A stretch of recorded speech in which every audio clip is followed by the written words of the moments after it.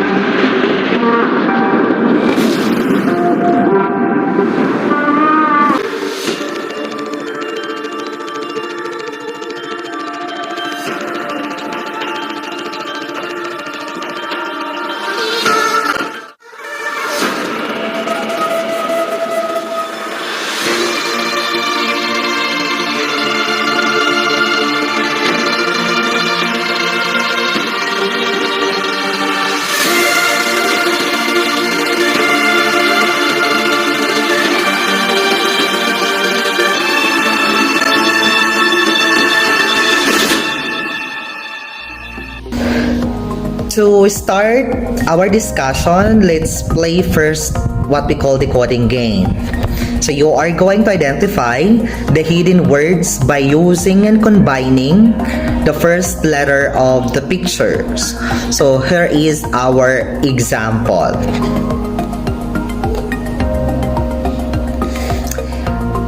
Use the chat box in answering. So let's start for the first picture.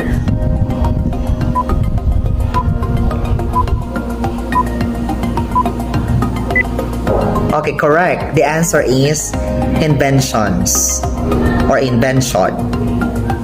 The second picture.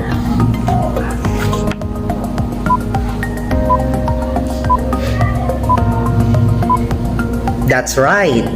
That is innovation. The last picture.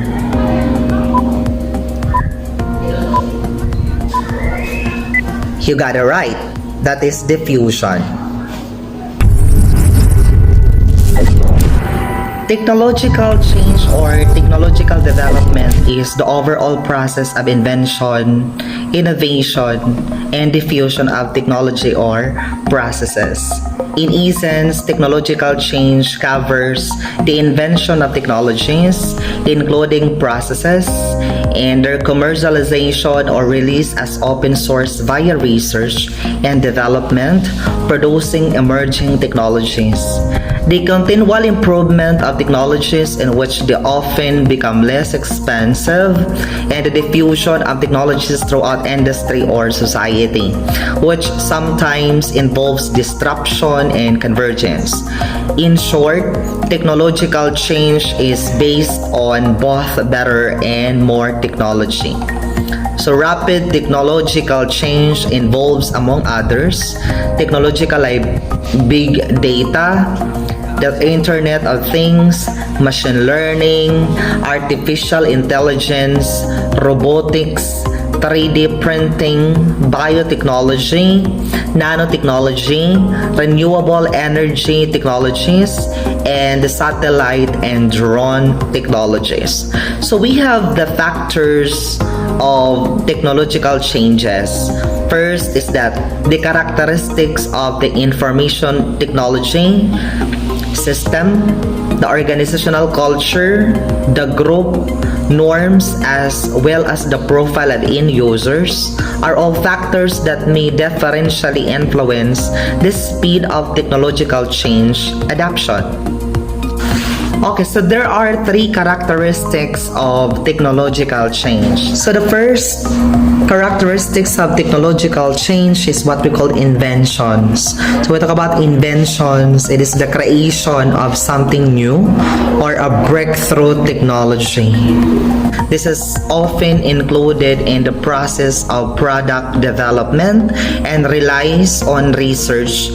So in entrepreneurship, invention is the physical creation of a new concept or idea. Also from Nesta's information or innovation policy talk, it is defined as the creation of an idea to do or make something without verification that it works or it is commercially valuable. So invention is the discovery or development of a product or process by applying previous knowledge in new ways. Invention often begin as prototypes in which the essential features are developed to see if they are workable. As you can see in the video, those are the example inventions.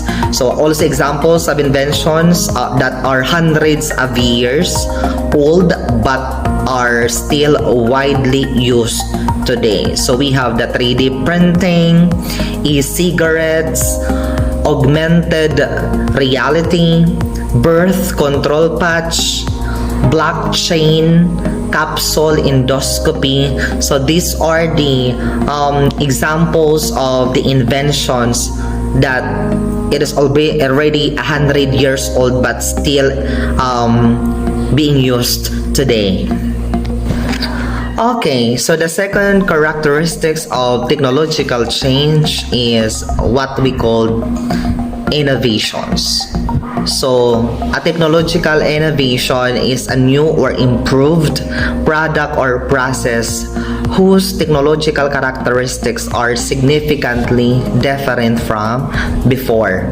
Implemented technological product innovations are products innovations or processes in application or process innovations that have been brought to market.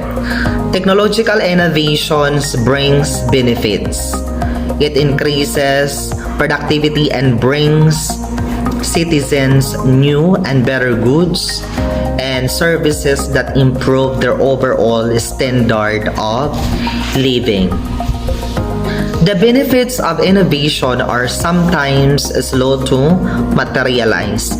They often fall broadly across the entire population. So Roger proposed that there are 5 main attributes of innovative technologies that influence acceptance. He called this criteria ECCTO, which stands for advantage, compatibility, complexity, triability, and observability. First, the main attributes of technological innovation is what we call the relative advantage. So relative advantage may be economic or non-economic, and it is the degree to which an innovation is seen as superior to prior innovations fulfilling the same needs. It is positively related to acceptance. That is, the higher the relative advantage, the higher the adoption level, and vice versa.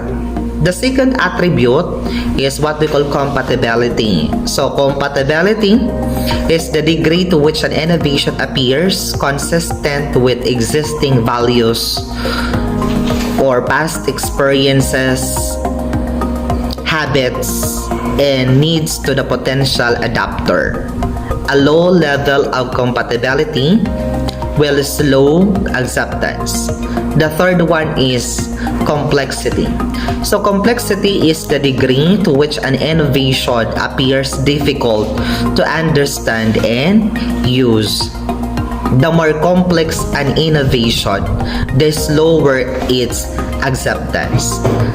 The fourth one is triability. It is the perceived degree to which an innovation may be tried on a limited basis, and it is positively related to acceptance. Triability can accelerate acceptance because small-scale testing reduces risks. The last one is what we call observability. So, observability is the perceived degree to which results of innovating are visible to others, and it is positively related to acceptance. So, we have three reasons why innovation are important in businesses. So, first we have innovations grows your business. Business growth means ultimately increasing your profits. So innovation also helps you to stay ahead of the competitions. And the last one, important of innovation in businesses, is that innovation helps you to take advantage of new technologies. The last one, characteristics of technological change, is the diffusion. So diffusion pertains to the spread of a technology through a society or industry. The diffusion of technology theory generally follows an S-shaped curve, as early versions of technology are rather unsuccessful, followed by a period of successful innovation with high levels of adoption, and finally a dropping off in adoption as a technology reaches its maximum potential in a market. In the case of personal computer, it has made way beyond homes and into business settings, such as office workstations and server machines to host websites. The importance of new technologies derives from the fact that they spread across many different users and uses, as well as different geographic regions. The diffusion of technological improvements across producers within a country and across international borders is critical for long-run growth. Diffusion of innovation, or what we call the DOI theory, developed by E.M. Rogers in 1962. It is one of the oldest social science theories. It is originated in communication to explain how over time an idea or product gains momentum and diffuses or spreads through a specific population or social system. The end of result of this diffusion is that people, as part of the social system, adopt a new idea, behavior, or product. Adoption means that a person does not something differently than what they had previously. That is, example, purchase or use a new product, acquire, and perform a new behavior. So the key to adoption is that person must perceive the idea, behavior, or product as new or innovative. It is through this that diffusion is possible. So adoption of new idea, behavior, or product, or what we call innovation, does not happen simultaneously in a social system. Rather, it is a process whereby some people are more apt or adapt the innovation than others. So researchers have found out that people who adopt an innovation early have different characteristics than people who adopt an innovation later. When promoting an innovation, to a target population. It is important to understand the characteristics of the target population that will help to hinder adoption of the innovation. So there are 5 established adopter categories, and while the majority of the general population tends to fall in the middle categories, it is still necessary to understand that the characteristics of the target population when promoting an innovation. There are different strategies used to appeal to the different adopter categories. So we have 5 different adopter categories. The first one is innovators. So what about innovators? These are the people who want to be the first to try the innovation. They are venturesome and interested in new ideas. These people are very willing to take risks and are often the first to develop new ideas. Very little, if anything, needs to be done to appeal to this population. The next one is early adopters. These are people who represent opinions leaders. They enjoy leadership roles and embrace change opportunities. They are already aware of the need to change and so are very comfortable adopting new ideas. Strategies to appeal to this population include how to manuals and information sheets on implementation. They do not need information to convince them to change. The third one, one of the different adopter categories is the early majority. So these people are rarely leaders, but they do adapt new ideas before the average person. That said, they typically need to serve or see evidence that the innovation works before they are willing to adapt it. Strategies to appeal to this population include success stories and evidences of the innovations. So okay, the fourth one is what we called late majority. So these are the people which are skeptical of change and will only adopt an innovation after it has been tried by the majority. Strategies to appeal to this population include information on how many other people have tried the innovation and have been adopted it successfully. The last one is laggards or laggards. These are people are bound by tradition and very conservative. They are very skeptical of change and are the hardest group to bring on board. So strategies to appeal to this population include statistics, fear, appeals, and pressure from people in the other adopter groups. So we come now to the classification of technological change. The first one is architectural change. So we talk about architectural change. That is the use of existing organizational practices and technologies but reconfigure them in a new different ways. So significant new organizational knowledge is required. So example of architectural change is the effects of miniaturization on key radio components. As you can see in the picture, that is the example of the components of the radio. So architectural change is the rearrangement of the way components relate to each other within a product system design. Architecture has changed dramatically over the years, and designs have a significant difference to show and differ from what of today.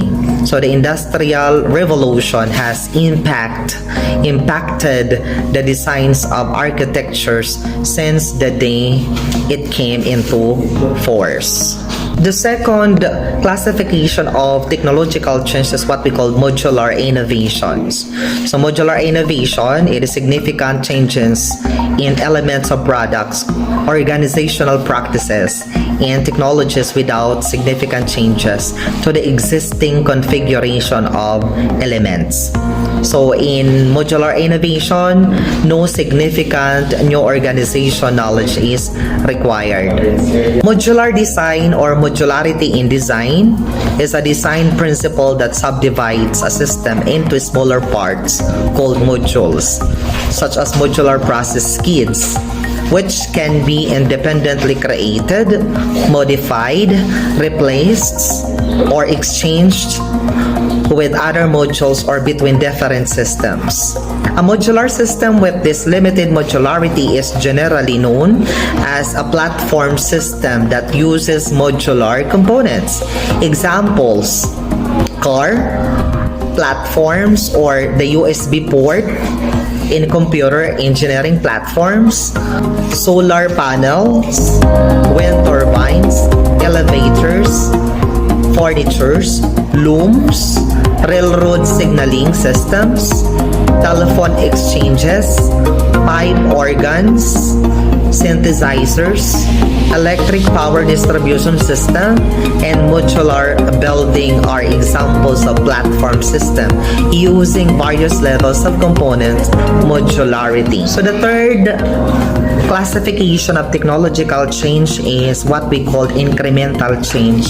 So we talk about incremental change, that is the improvement in component performance that build on established technology concept. So incremental innovation is a series of small improvements or upgrades made to a company's existing products, services, processes, or methods. So the changes implemented through incremental innovation are usually focused on improving an existing product's development, efficiency, productivity, and competitive differentiation. We have here the example, in the picture you can see that there is a series of improvements or upgrades that companies make on their existing products under the incremental change. So we have there the Gillette's often upgrades, indoor lighting has changed a lot, then insulin pumps now and before, then Apple Incorporation is a well-known incremental innovator. As you observe that every year there is new product introduced in the market in the Apple Incorporations. Then the fourth one of technological change is what we call radical innovations. So it involves both new architecture and new fundamental component technologies. So radical innovation is an invention that destroys or supplants an existing business models. Unlike architectural or incremental innovation, radical innovation blows up the existing system or process and replaces it with something entirely new. Some radical innovations and disruptive innovation as interchangeable terms. So we have here the differences between the radical and incremental innovations. So in radical innovation, so it is high risk, higher in return, while in incremental innovation, low risk and low return. So they have a differences of the types of innovations. So in radical innovation, explores new technology, focuses on high uncertainty, focuses also on products, processes, or services with unprecedented performance features, creates a dramatic change that transforms existing markets or industries or creates new ones.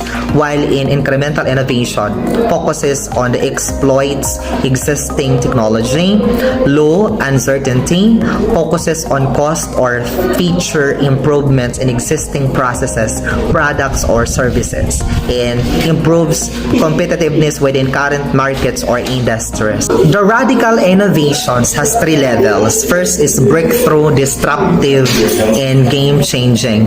In breakthrough, radical solution to a pressing problem. In disruptive, creates a new big market niche or niche. Then game-changing, transform the market and the society. Audio Jungle.